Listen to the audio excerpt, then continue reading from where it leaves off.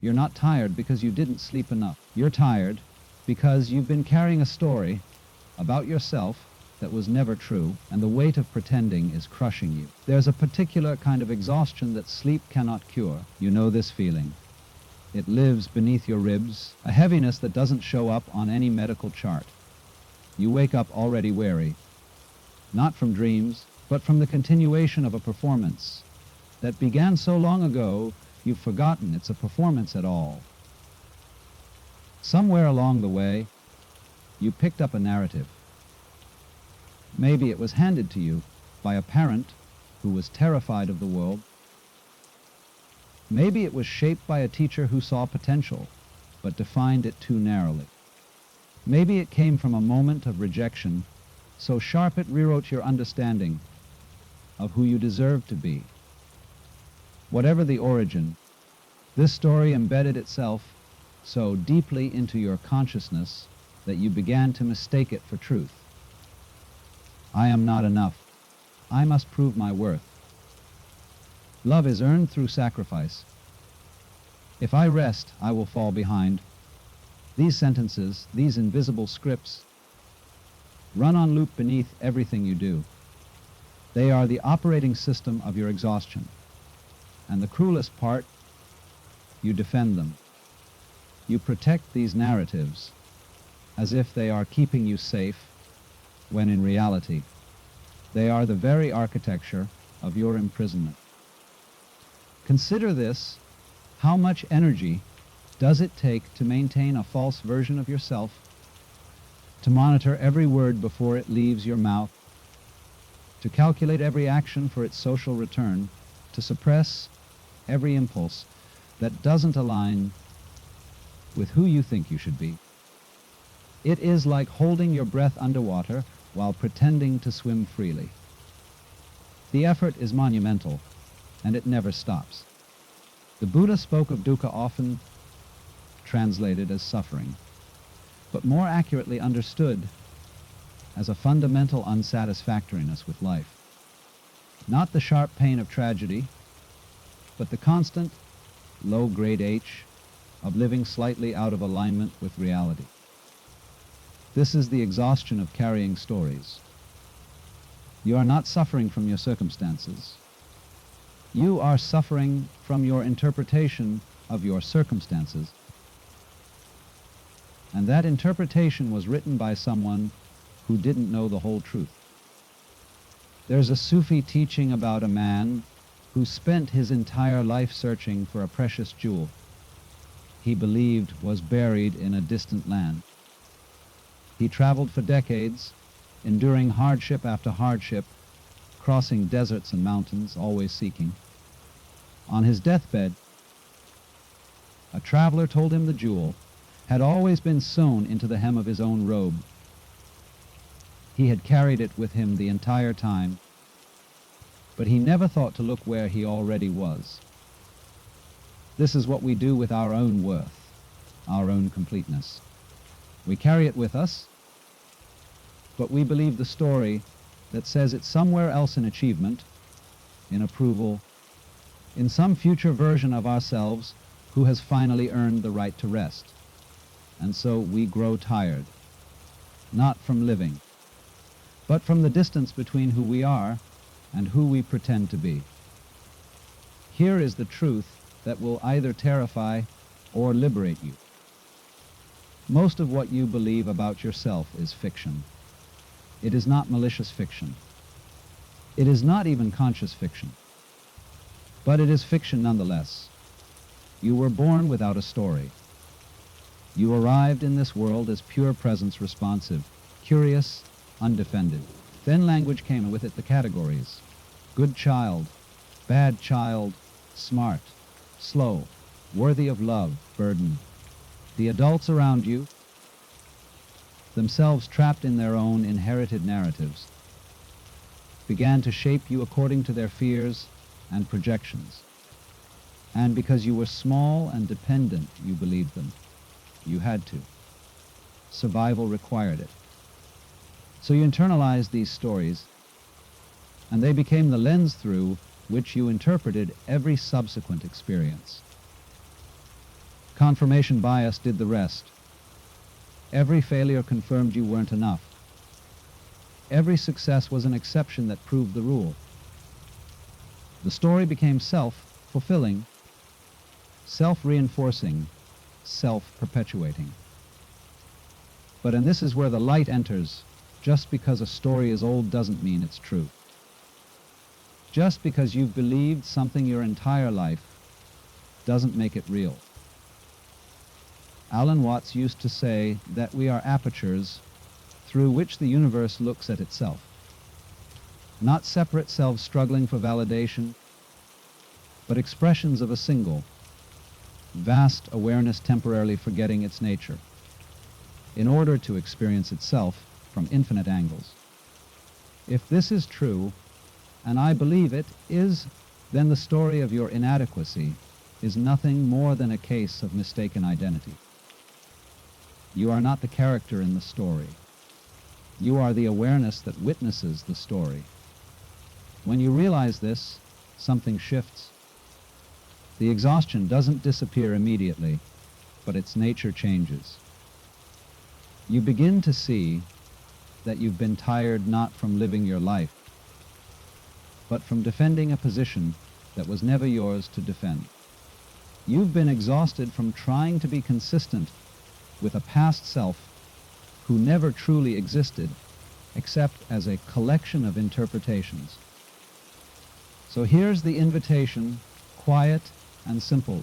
What if you put the story down just for a moment?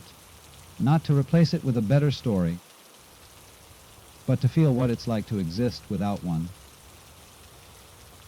To breathe without the weight of who you think you should be. To notice that beneath all the narratives, there is simply this presence, awareness, the quiet hum of being alive, and that this, in itself, has always been enough. Every mask you wear to feel safe is a prison you've built with your own hands. And you've been guarding the door, thinking you were protecting yourself. There is a version of you that you present to the world. It is carefully constructed, thoughtfully curated. It knows the right things to say in social situations. It performs competence even when drowning in uncertainty. It smiles when it needs to, agrees when it's strategic, and hides what it fears will be rejected. This version is not entirely false. It contains real parts of you. But it is incomplete, compressed, edited for an audience that may not even be watching as closely as you think. And maintaining this edited version requires constant vigilance. You are always monitoring, did I say too much? Did I reveal too little? Did I come across as too eager or too aloof? Too smart or not smart enough? This is the exhaustion of performance. And the tragedy is that you've been performing for so long, you may have forgotten that a performance is what it is. The psychologist Carl Jung called this the persona, the mask we wear to meet the demands of society. He understood that some degree of persona is necessary. We cannot walk through the world completely unfiltered without consequence.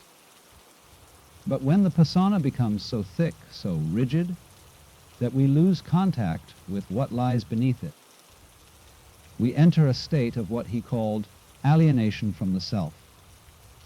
You become tired because you are living at a distance from your own life. You are experiencing everything through the buffer of who you think you need to be rather than who you actually are. And this distance, this gap between the authentic and the performed, creates a kind of spiritual friction that drains you more than any physical labor could. Consider how much energy you spend managing other people's perceptions. How often you rehearse conversations before they happen, imagining every possible response, preparing defenses for attacks that may never come. How you scroll through social media, not for connection, but for comparison, measuring your internal chaos against everyone else's curated highlights, and concluding that you are the only one struggling. The irony is profound. You are exhausted from trying to appear effortless. You are drained from the work of seeming like everything is working. You are tired from pretending not to be tired. There's a Zen story about a monk who carried a heavy stone everywhere he went. When asked why, he said he was training himself to bear the weight of existence. His teacher told him to put the stone down. The monk refused, insisting the discipline was necessary. Finally, the teacher said, "The stone you're carrying isn't training you. It's just making you slower. Existence has no weight until you pick something up and call it burden. Your false self is that stone. The constructed identity you've been hauling around, believing it protects you, when really it just makes everything harder." Here's what nobody tells you about becoming yourself. It's not about adding more. It's about removing what was never real in the first place. You don't need to build a better self. You need to stop building altogether and see what remains when the construction stops. And what remains always is something simpler, more spacious, more alive than any identity you could construct. The spiritual teacher Adyashanti speaks of a falling away that happens in awakening, not a gaining of new insight, but a release of old fabrications. You don't become enlightened by adding wisdom. You become free by seeing through the stories that created the sense of bondage in the first place. This is uncomfortable territory. Because if the self you've been defending isn't real, then who are you? If the story you've been living isn't true, then what is? This existential vertigo is why most people never question their narratives. It feels safer to be tired and familiar than free and unknown. But here's the paradox: you are already free. You're just convinced you're not. The prison is entirely conceptual. You are not trapped by circumstances. You are trapped by your interpretation of circumstances. And that interpretation is based on a story written in a language you inherited but never chose. When you begin to see this, really see it, something extraordinary happens. The exhaustion doesn't fight you anymore. It becomes a signal, a teacher. Every time you feel that deep, bone-level weariness, it's not weakness, it's wisdom. Your body is telling you that you're out of alignment. You're carrying something that isn't yours. You're performing a self that doesn't exist. The Sufi poet Rumi wrote, "Your task is not to seek for love, but merely to seek and find all the barriers within yourself that you have built against it. Replace love with truth, with peace. With rest, the instruction is the same. You're not missing something. You're burdened by illusions. So what do you do with this understanding? How do you begin to dismantle what you've spent a lifetime constructing? You start with awareness. Simple, non-judgmental noticing. When you feel the exhaustion rising, pause. Ask, what am I defending right now? What story am I trying to maintain? What would happen if I let this go just for this moment? You don't need to have answers. You just need to ask the question and create space around it. Notice when you're performing. Notice when you're editing your words before speaking. Notice when you're comparing yourself to others. Notice when you're carrying the weight of who you think you should be. And in that noticing, something loosens. Not immediately, not dramatically, but gradually. The awareness itself is the beginning of freedom. You are allowed to be unfinished. You are allowed to not have it all figured out. You are allowed to be exactly where you are without apologizing for it. The moment you stop defending a false position is the moment you can finally rest. The reason you can't let go isn't because you're weak. It's because some part of you still believes the suffering is keeping you safe.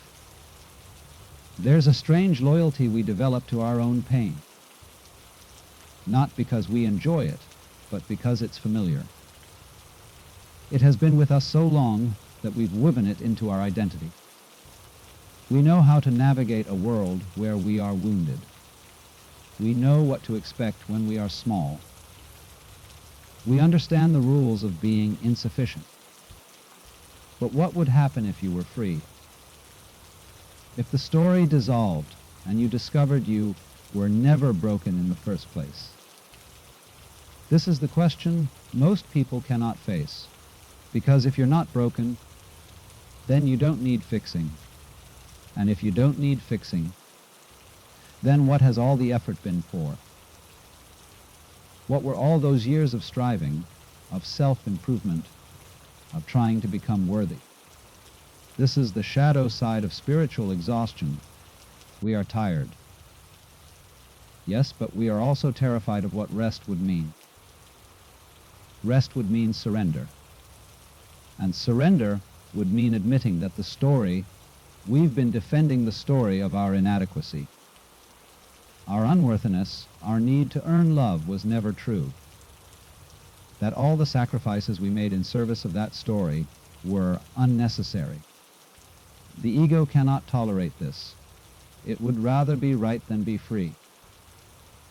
It would rather keep you exhausted in a familiar identity than liberated into the unknown. There's a teaching in Buddhism about the second arrow. The first arrow is the pain life brings: loss, disappointment, change. The second arrow is the story we tell ourselves about that pain. The first arrow is unavoidable. The second arrow is optional, but we shoot it at ourselves over and over, believing it's protection, when really it's just perpetuating the wound. You were hurt. That was the first arrow.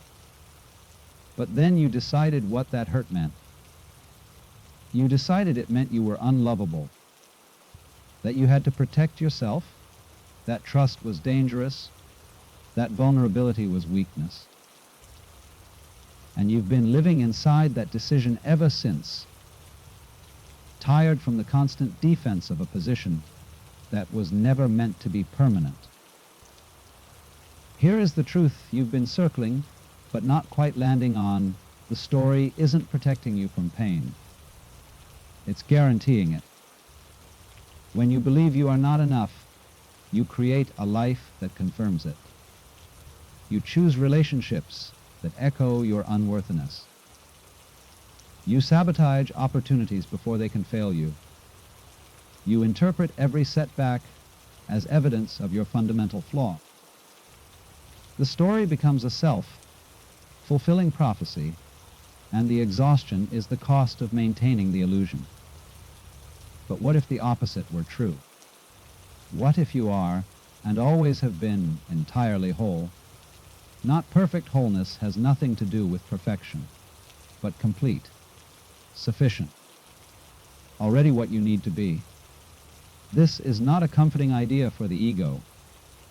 The ego's entire function is to create separation, to make you believe you are a separate self in need of defense. If you are already whole, the ego has nothing to do. So it fights this truth with everything it has. It will give you 1,000 reasons why you can't trust this. It will point to every failure as proof. It will tell you that believing in your wholeness is naive, dangerous, setting yourself up for disappointment. But consider this. What if the exhaustion you feel is not weakness? What if it's the strength of your true nature, finally saying enough? What if being tired is actually your deepest self refusing to carry the lie anymore. The mystics have always known this. Meister Eckhart said, "God is at home. It is we who have gone out for a walk."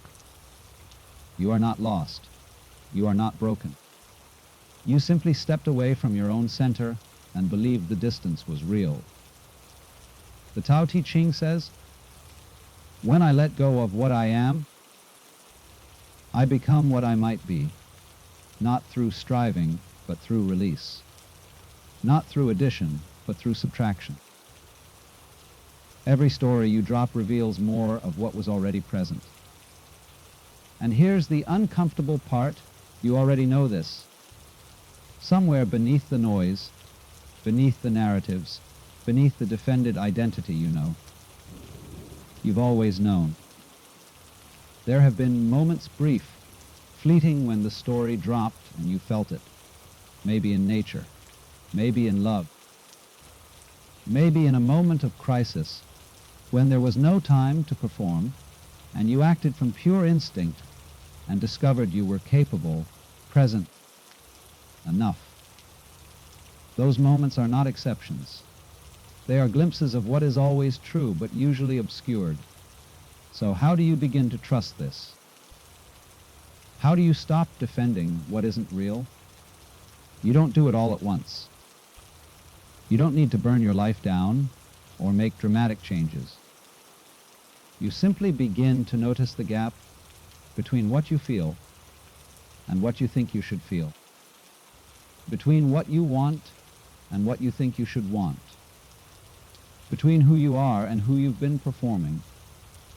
And in that gap, you make small choices. You speak one true sentence instead of the curated one. You say no when you mean no, even if it disappoints someone. You allow yourself to be seen in your uncertainty, your confusion, your not knowing. Each small act of authenticity is a vote against the false story. And slowly, gradually, the story loses its power. Not because you defeated it, but because you stopped feeding it. This is not a battle. It's a gentle, persistent turning toward what is real. The truth you've been avoiding is also the truth that will set you free.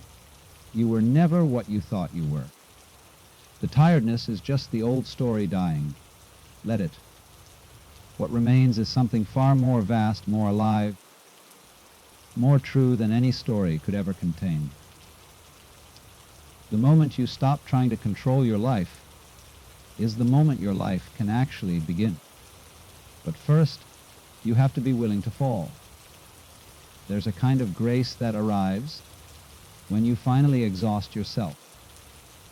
Not the exhaustion of effort, but the exhaustion of resistance. When you've tried everything, defended every position, maintained every mask, and you simply cannot continue, this is not defeat. This is the beginning. In that moment of complete depletion, something shifts. You stop trying to figure it out. You stop trying to be someone. You stop trying to earn your place in the world. And in that stopping, in that surrender, you discover something that was always there, waiting quietly beneath the noise, a simple presence, aware and alive, that doesn't need to prove anything. This is what the spiritual traditions point toward when they speak of surrender, of letting go, of dying before you die. It's not about giving up. It's about giving up the illusion of control. It's about recognizing that the effort to manage and curate and defend your life is what's exhausting you, not life itself. Think of a river. It doesn't struggle to reach the ocean. It simply flows, finding the path of least resistance, adapting to every obstacle without losing itself. But we, in our brilliant human consciousness, have somehow convinced ourselves that we need to push the river, that we need to monitor every current, defend against every rock, prove that we deserve to flow. The Taoists call this wu-wei effortless action natural doing. Not passivity, but alignment with what is, rather than constant warfare with what isn't. When you stop fighting the current of your own life, you discover that the current was always carrying you exactly where you needed to go. Here's what happens when you let the story go. At first, there's terror.